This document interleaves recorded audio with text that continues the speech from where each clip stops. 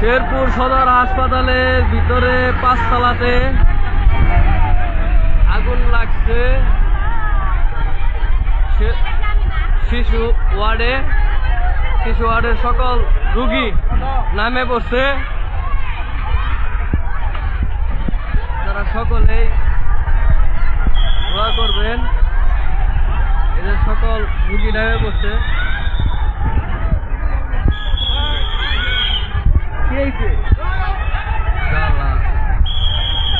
ভাই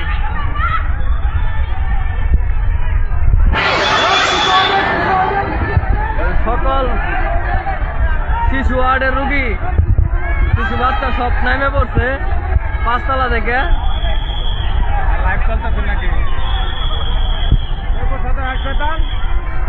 শেরপুর সদর হাসপাতালে